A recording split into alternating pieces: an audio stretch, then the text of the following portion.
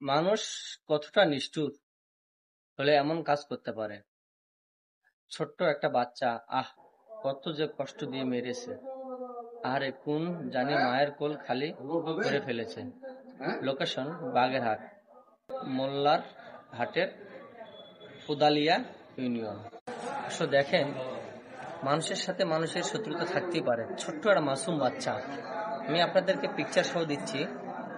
আসলে দেখেন, আমাদের মাননীয় প্রধানমন্ত্রী, আমাদের দাদিমা, বাংলার দাদিমা, তার কাছে আমার একটাই অনুরোধ, এই ধরনের নরপিশাচদের ধরে এমন শাস্তির আওতায় আনা দরকার যেন তাদের শাস্তি দেখে যেন পরবর্তী প্রজন্ম এই ধরনের কাজ করতে ভয় পায়।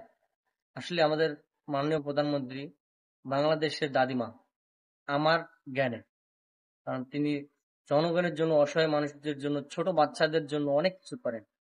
ছোট ছোট মাসুম বাচ্চা যদি তিনার সামনে যদি কেউ কোনো আশা প্রকাশ করে, তিনি পূরণ করার চেষ্টা করেন। আমি মাননীয় প্রধানমন্ত্রীর উদ্দেশ্যে কিছু কথা বলতে চাই যে আপনি দয়া করে এই ধরনের নরপিশাচদেরকে আপনি ধরে আইনের আওতায় নিয়ে এসে এমন শাস্তি দেন, এদের দেখে যেন মানুষ শিক্ষা নেয়। আর এদেরকে ছাড় দিলে তারা এদের মতো আরো 10টা নরপিশাচ জন্মিবে। ইস আল্লাহ, এত মর্মান্তিক ভাবে মেরেছে বাচ্চাটাকে। মুখে কষ্টে দিয়ে পেঁচে রাখছে, হাত বেঁধে রাখছে, পা বেঁধে রেখে তাকে ফেলে রাখছে এক জঙ্গলের কাছে। আমি আপনাদেরকে সেই পিকটা দেব। আশা করবো সবাই এই ভিডিওটা লাইক করবেন, শেয়ার করবেন, কমেন্ট করবেন। আর এটা যদি যেই অঞ্চলে ঘটেছে ঘটনাটা সত্যি হয়ে থাকে, তাহলে অবশ্যই প্রশাসন সেই জিনিসটা দেখবে। এরকম কত না মায়ের বুক আর খালি হওয়া দেখবো আমরা।